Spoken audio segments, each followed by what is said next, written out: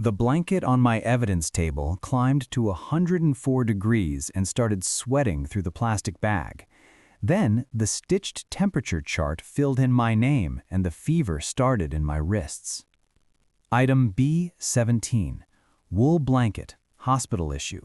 Tag reads, St. Bridget Fever Ward, 1918. The room is cold, my breath shows, but the plastic bag is warm on the inside, slick with condensation. A bead slides down the plastic like the bag is sweating. The blanket feels thick and heavy even through nitrile gloves, the weave rough enough to catch on the ridges of my fingerprints. It smells like bleach, old milk, and pennies left in a wet pocket. When I lift a corner, heat blooms up my forearm. The red stitch along the edge is tighter than the rest of the weave, pulled so hard it puckers.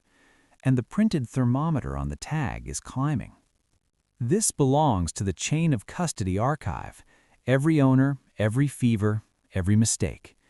The first card is written in 3 different hands, layered over each other, all saying the same thing. Do not let it touch your face. Do not fold it along the red stitch. If it starts to sweat, open a window and keep 1 foot out. We do not know who wrote the first rule. We only know the rule kept getting added to.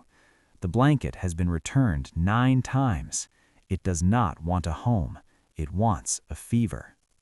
October 1918. Nurse May Rivers wrote the first note.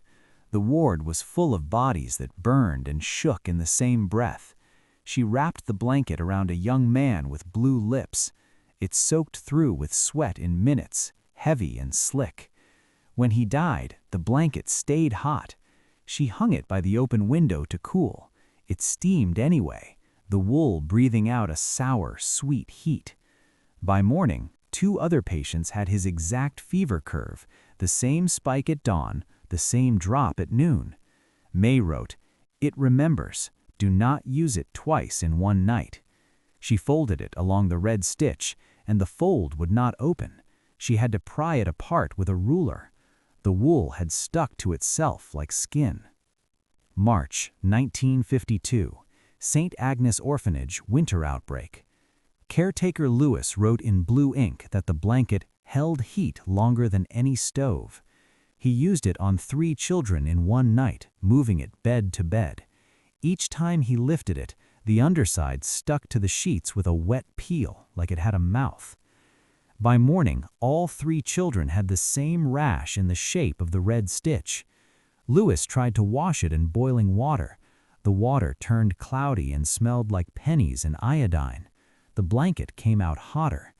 He wrote a new rule on the card. Keep a foot out. It needs a way to leave. July 2006. A thrift shop in Redfield. A new mother named Tara bought the blanket for $5 to sleep on the couch with her newborn. She wrote that the wool felt wet even when it was dry, and that her skin prickled the moment it touched her neck. At 2:17 a.m., the baby monitor filled with a cough that did not belong to a baby. The blanket warmed itself in pulses as if it were learning her temperature. When she tried to fold it, the red stitch tightened and the blanket folded back around her wrists. She left it on the curb with a note, "Do not cover your face." It was gone by dawn. I am the current custodian. I catalog, seal, and shelve. I should not have opened the bag, but the condensation was running so hard I needed to check for leakage. The moment air hit the wool, the heat climbed.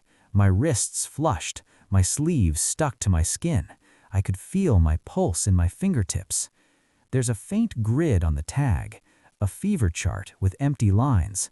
Then a line appears at 101, then 102, then 103. My name writes itself under patient. The red stitch is not a seam, it's a timeline. Inside the hem are hundreds of tiny marks, each one a name and a temperature.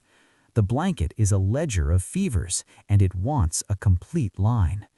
When I lay it flat, it curls toward my face, slow and heavy like a tide. I remember the rule, keep a foot out, give it away to leave. I kick my boot off.